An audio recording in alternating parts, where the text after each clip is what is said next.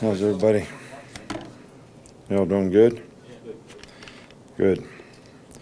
Well, as I said earlier in the week, the focus needs to be on building on the momentum that we have of doing the things that we've done well and trying to improve on the things that we haven't done so well. And I think everybody's got to trust and believe in to get an optimal level of performance.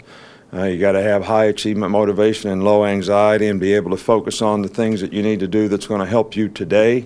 Not worry about what's going to happen in the future, but what's going to help you today have a better chance to be successful as a player. What's going to help your unit have a better chance to be successful. What's going to help the team have a better chance to be successful. So talked about playing to a standard. You got to prepare to a standard. You got to execute to a standard. And that's what we're interested in trying to get done this week. Start over here with Ben. Just curious, do you have any kind of a tradition or routine that you do after a home game? Anything normal for you? Well, I go shake hands with every player on the team and every coach. And I go to a press conference and visit with my favorite family of people that I look forward to meeting every week. And then I do a radio show, and then I do a TV show, and I go in the recruiting room and shake hands with all the recruits. And, by the time I get home, all the companies, pretty much settled in, and lucky if I can get something to eat. Go back on the left side of the Rainer. I don't know what would happen if we lost. Hell's bells. Rainer. How important has it been for you to have Jalen Hurts become comfortable operating under center, and how do you think his development has been from that position? Well, I think it's important to him. I think it's important to the offense. I think it's important to our team. When you say important to me, I think I'm just a part of the team here. And Jalen has progressed very nicely, and I thought that probably played his best, most complete game in the last game against Mississippi State, and hopefully we can, build on that. Come back over to Mark. Just want to ask, we saw Lester getting some work at right tackle. What can he bring to that position, and also who do you like at right guard this week? Well, Lester was a tackle for a long time. We tried to make him a guard. The development has been, maybe not as quickly as we'd like. So in order to try to get the 5 best players on the field, we moved some other players, did some experimenting, and, Curvin has done a really good job.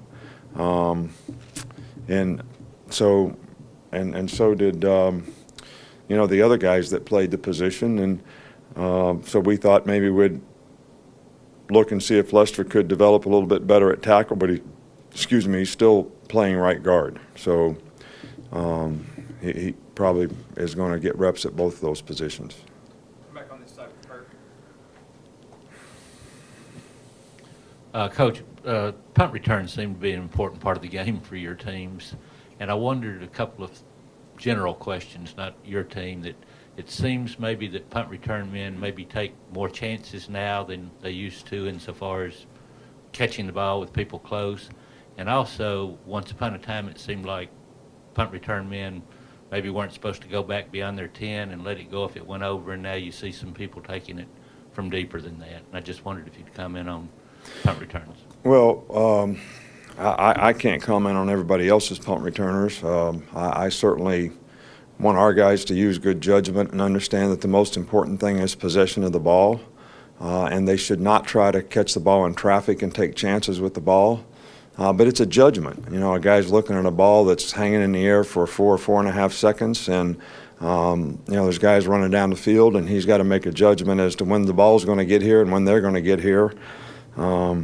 I think that it may seem that way because of so much what I call rugby punt. The spread punt formation, which looks like kickoff coverage, which probably makes it a little more difficult to hold people up.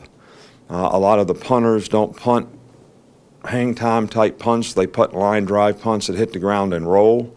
So in a lot of cases, we're out there trying to not only teach a guy to field the ball when it's in the air, but also to how to play the ball on the ground. And I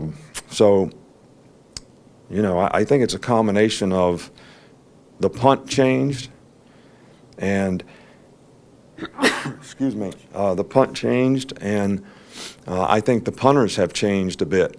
So I think the whole philosophy of that part of the game is a little bit different than it used to be.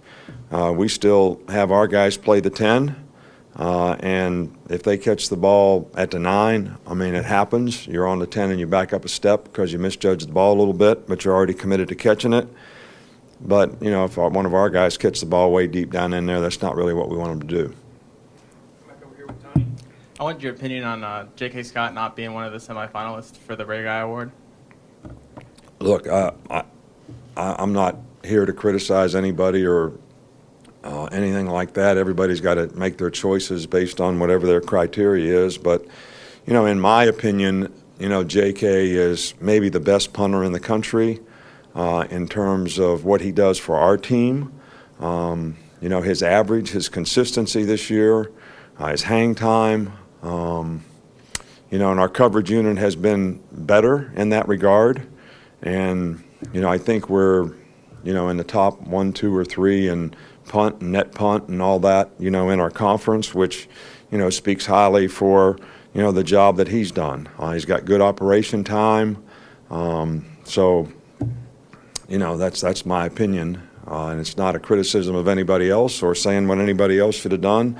I have respect for all these people who make these decisions, but, you know, in my opinion, I think he's one of the best punters in the country and certainly one of the most valuable guys on our team. Two more, Michael and then Alex. When you guys were revamping your offense and adding some of these new things, the pop passes, which programs did you study the closest? Well, I think that, you know, we visited a lot of different places. We had people come here. You know, we had Tom Herman come here from Ohio State after we played them in the playoffs. You know, we visited TCU.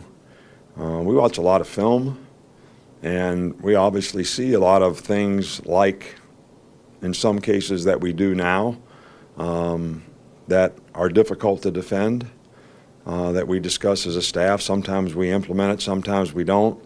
But I think the thing that, you know, we have to be really cautious of, that we've done a pretty good job of, is you just can't put new plays in without doing a tremendous amount of research because you have to have all the answers.